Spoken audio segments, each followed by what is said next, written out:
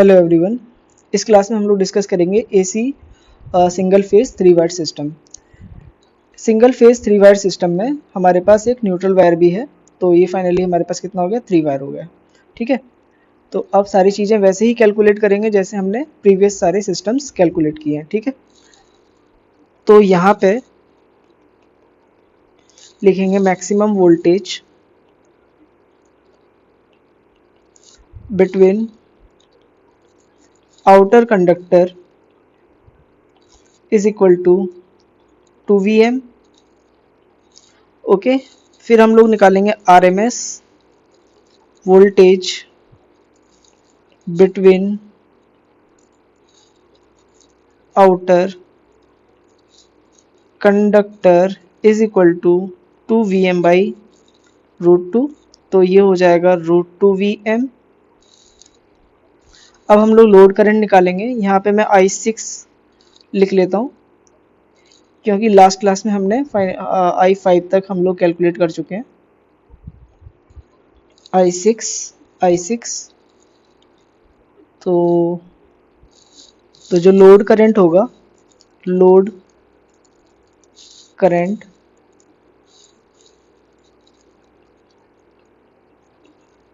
I6 is equal to P by, यहाँ पे लिखना है हमें V cos फाई, है ना, तो ये हो जाएगा √2Vm cos फाई। ठीक है, और यहाँ पे एक चीज़ और ध्यान रखना है हमें कि यहाँ पे 3 वायर सिस्टम में जो न्यूट्रल वायर है, यहाँ पे करंट 0 फ्लो हो रही है, मतलब हम यहाँ पे एज्यूम कर रहे हैं कि लोड क्या है, बैलेंस्ड कंडीशन है। ठीक है, यानी लोड इज बैलेंस्ड। तो अब आगे हम लोग लाइन लॉस कैलकुलेट करेंगे।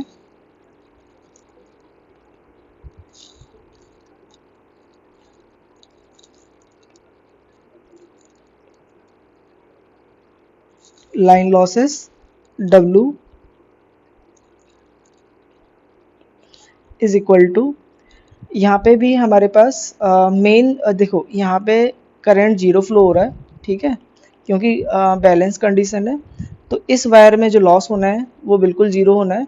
तो सिर्फ आउटर जो वायर है उन्हीं में ही लाइन लॉस होगा। तो हम लोग जो लाइन लॉस कंसीडर करेंगे वो आउटर वाले कंडक्टर में करने वाले हैं, तो इसीलिए यहाँ पे हम लोग 2I² करेंगे, ना कि 2.5 नहीं करेंगे। हम मानते हैं कि जो न्यूट्रल वायर है वो हाफ, इसका क्रॉस सेक्शनल एरिया जो होगा इसके कंपैरिजन में हाफ होना है, तो हम इसे कंसीडर नहीं करेंगे लॉस में, क्योंकि यहाँ पे हमारा हम लोग बैलेंस कंडीशन में यहाँ पे करंट 0 है, तो फाइनली हमारा जो लॉस होगा न्यूट्रल वायर में तो वो 0 होगा, है ना। तो इसीलिए सिर्फ इन दो वायर के बीच का ही हमें लाइन लॉस कैलकुलेट करना है। ठीक है, तो इसीलिए मैं यहाँ फिर से क्या करूँगा, 2 से ही मल्टीप्लाई करूँगा, तो 2 इंटू करंट है I6 स्क्वायर इंटू R6। ठीक है, तो 2 इंटू I6 हमारा आया है P by √2Vm cos phi and whole square, R6 हो जाएगा ρl बाई A6। ठीक है, तो यहाँ से हम लोग W कैलकुलेट कर लेंगे, सॉरी A6 कैलकुलेट कर लेते हैं सीधे सीधे डायरेक्टली, है ना। तो A6 is equal to 2P² divided by √2 का भी स्क्वायर हो जाएगा तो 2 हो जाएगा, and Vm² into cos square phi, and यहाँ पे W से मल्टीप्लाई करना है हमें, और एक और टर्म आएगा ρl। हाँ यस, कंप्लीट है। तो ये हो गया हमारे पास A6। इन दो को काट देते हैं, 2 से 2 कैंसिल हो गया, तो बचा क्या हमारे पास, A6 is equal to P² ρl by W Vm² cos square phi. ठीक है, तो ये हमारे पास आ गया A6। अब हम लोग निकालते हैं वॉल्यूम। वॉल्यूम के केस में यहाँ पे हमारे पास न्यूट्रल वायर है, तो न्यूट्रल वायर होने की वजह से जो वॉल्यूम होगा, वॉल्यूम ऑफ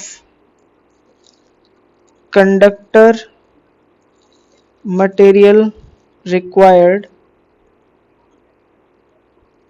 इसे भी हम लोग K6 एज्यूम कर लेते हैं, तो ये हो जाएगा हमारे पास 2.5 times of A6 into L. तो इसमें हमें A6 में L से मल्टीप्लाई कर देंगे और 2.5 से, ठीक है। तो ये हो जाएगा 2.5 टाइम्स ऑफ A6 से हमारा P square rho L square divided by WVM square into cos square phi, है ना।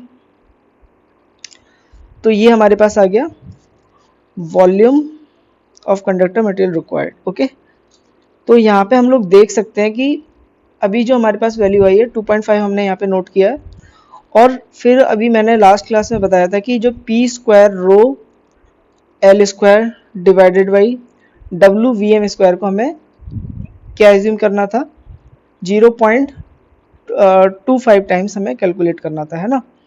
ओके, तो मैं एक बार और रिमाइंड करा देता हूँ इस चीज़ को।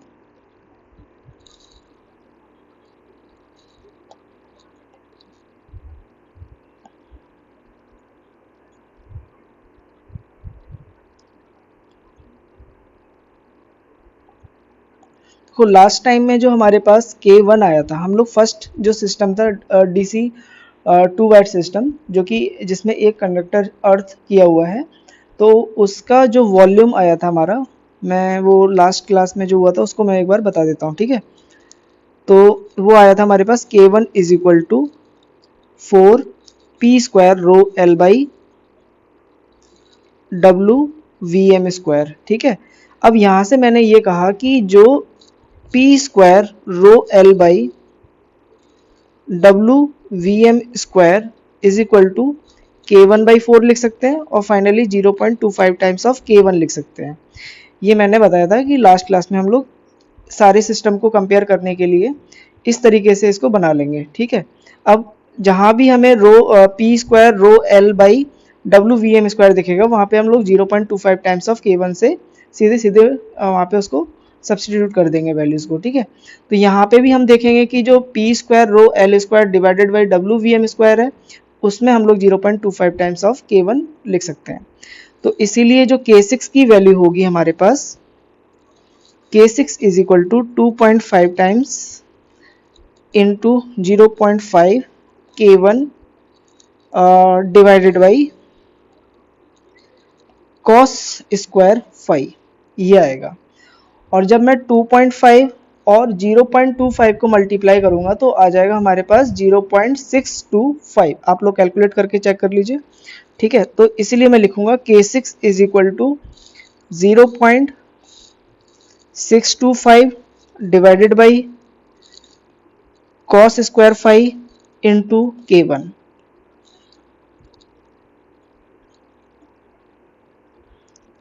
ठीक है, तो जो AC single phase 3 wire system है, इसमें जो K6 की वैल्यू आई है वो 0.625 divided by cos square phi into K1। यानी यदि मैं यहाँ पे यूनिटी पावर फैक्टर एज्यूम कर लूँ, तो जो लास्ट क्लास में हमने देखा था, यदि मेरे पास AC single phase 2 wire system with mid point earth है किया हुआ है, तो वहाँ पे 0.5 टाइम्स हो रहा है, और यहाँ पे 0.625 टाइम्स हो रहा है, मतलब थोड़ा सा ज़्यादा हो रहा है, लेकिन इसका बेनिफिट ये है कि हम न्यूट्रल वायर यहाँ पे यूज़ कर पाएंगे, ठीक है। तो ये हो गया हमारे पास AC single phase 3 wire system. तो आप लोग सारे जितने भी K1, K2, K3, K4, K5, K6, इनको एक टेबल आप लोग बना सकते हो, और कंपैरिजन के लिए इसको इजीली टेबल के थ्रू याद करना आसान हो जाएगा। ऐसे डेरिवेशन थोड़े याद नहीं रहते, तो एक टेबल आप लोग को बना लेनी है, ठीक है। तो अभी इस लेक्चर में हमने AC single phase 3 wire system discuss किया, यानी single phase AC system cover हो चुका है। अब हम लोग कवर करेंगे 2 phase AC system, next class में देखते हैं उसको। आज के लिए बस इतना ही, मिलते हैं नेक्स्ट वीडियो में। Thank you for watching.